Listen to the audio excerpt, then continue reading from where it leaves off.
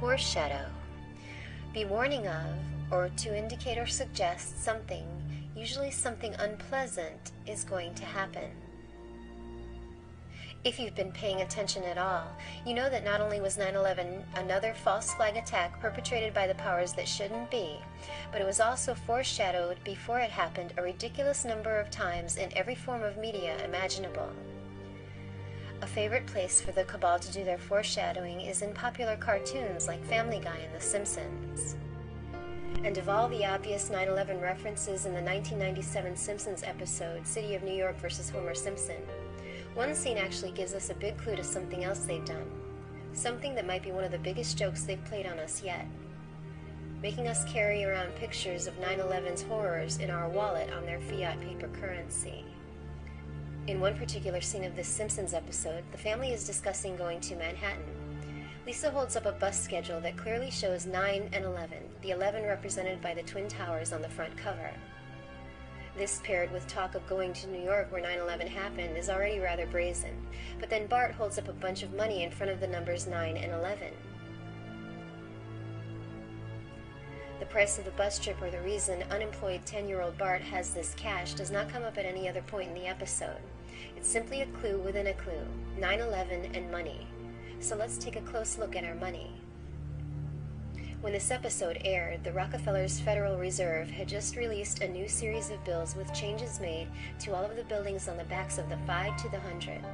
No significant changes had been made to the backs of the bills since the 1928 series.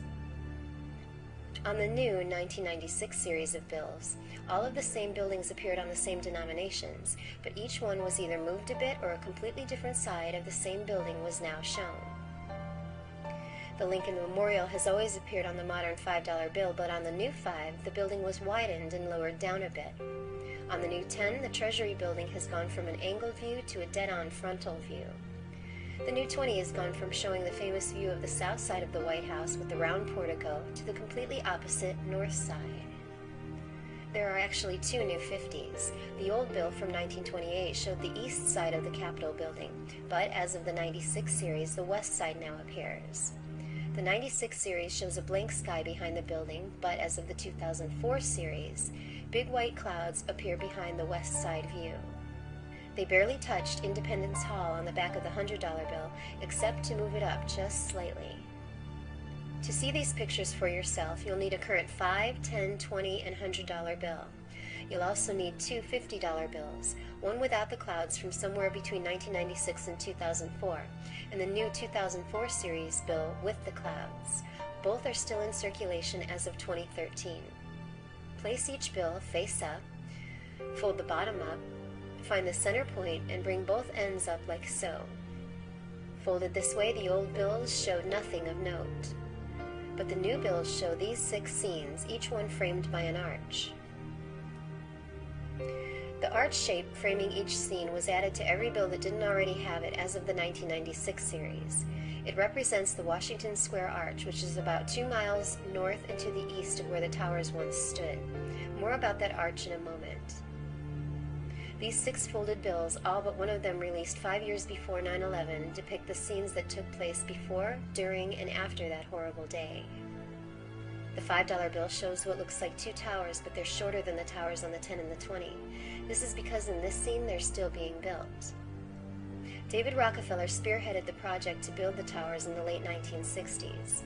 Together with his brother Nelson, New York governor at the time, they made deals, flexed political muscle, and soon the Port Authority of New York initiated eminent domain proceedings against the outraged residents and businesses in Lower Manhattan that stood where the Rockefellers wanted the towers built. Over 300 businesses were displaced and destroyed to make way for the towers. Here's David Rockefeller in 1967 on the cover of Newsweek, less than 1 year after the groundbreaking for the WTC began. The hands on his watch, which is prominently displayed, are set at 9 and 11. The folded $5 bill shows the Twin Towers in the midst of their construction. You can even see something that looks like the kangaroo cranes used to build the towers on the top. The folded $5 bill is scene 1, towers being built. The $10 bill shows the tower on the right, which, through the arch, would be the North Tower, with what looks like fire and smoke close to the top. The North Tower was the first one that was hit on 9/11 between the 93rd and 98th floors of the 110-floor building at 8:46 a.m. Note that the artist decided for some reason to make a few leaves going in a different direction than the rest right here, exactly where the iconic first plane hole on the north side of the North Tower would appear on 9/11/2001. The folded $10 bill is scene 2, North Tower hit. The $20 bill shows the tower on the left now with the fire and smoke, much lower than the one on the right. This is because the South Tower would be hit next, about 20 floors lower than the North at 9:03 a.m. A close-up of the top areas of the 20 shows clustered groups of oval shapes supposedly representing leaves, but none of these leaves are found in the close-up of any of the other bills. Many of these oval shapes seem to be arranged one on top of the other. Could we be looking at something else they knew would happen on 9/11? Are these representative of their victims, clamoring for air in the final moments of their lives, piled on top of each other in the extremely narrow windows of the towers? The folded $20 bill is scene 3, South Tower hit. The 1996 $50 bill and the 2004 $50 bill show the next two scenes, but they're out of order. I guess even arrogant, psychotic Satanists have to be a little bit subtle.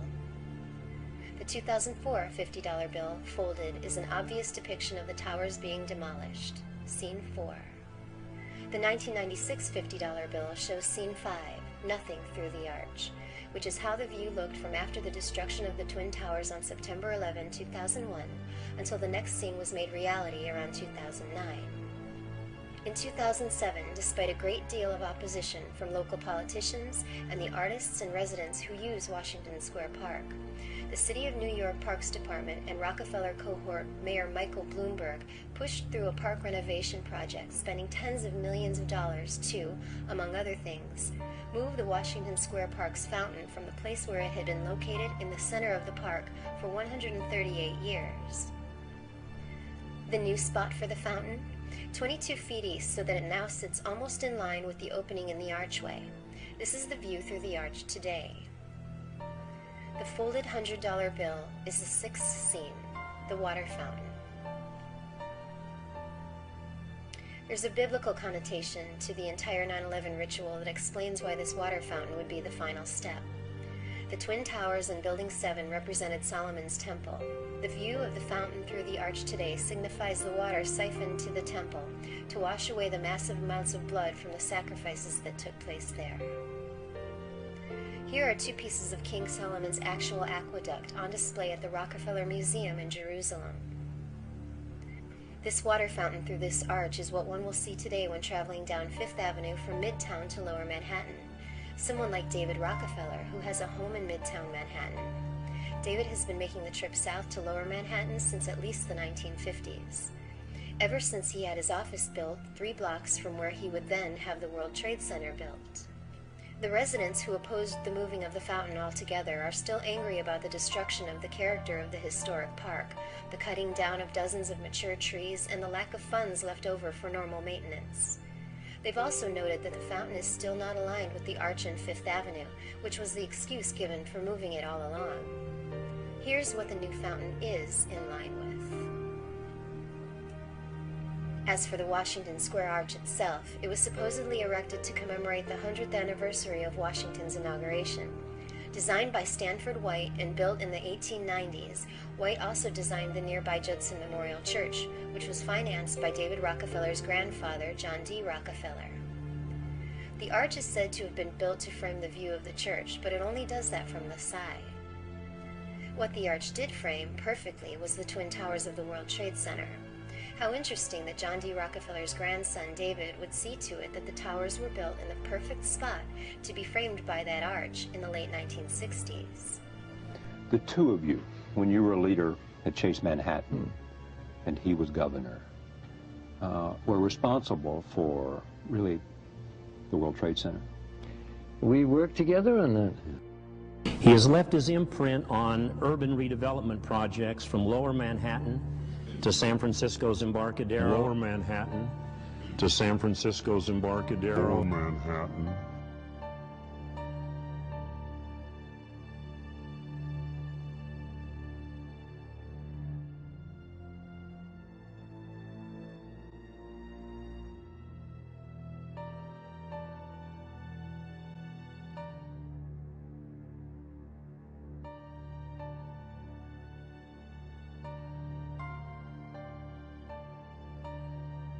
The cornerstone of this arch was laid in 1890 in accordance with the ancient rites of Masonry and in full Masonic ritual.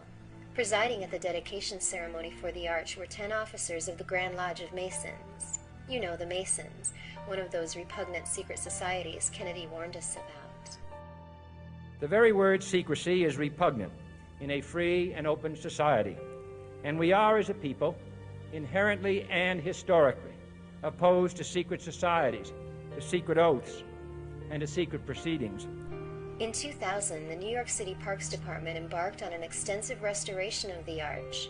They unveiled and rededicated the arch on August 16, 2001, just 26 days before it would frame the most horrific mass murder in the history of the United States. The arch has 2 inscriptions on it. One is a George Washington quote that ends in the words, "The event is in the hand of God." Washington was talking about the creation of the Constitution when he supposedly said this. There are also 2 16-foot-tall statues of Washington on the arch. Behind the statue on the west side of the arch, a figure called Justice is holding a book directly over the statue of George Washington's head. The book says, in Latin, Exitus acta probat, which translated means, the outcome justifies the deed, or in other words, the end justifies the means. What event and what deed could the Masons who erected this arch have been referring to? Here's the Washington statue on the east side of the arch, complete with something that looks like a chain leading up under Washington's cape.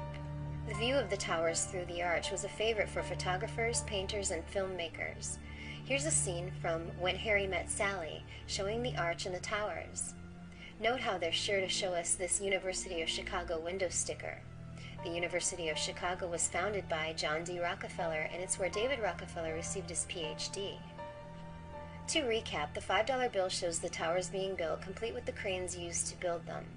The $10 bill shows the North Tower burning and the iconic first plane hole. The $20 bill shows the South Tower now also burning and human head-shaped objects stacked up like the doomed innocent men and women in the windows on 9/11. The 50s show the towers exploding into dust and the empty sky afterward.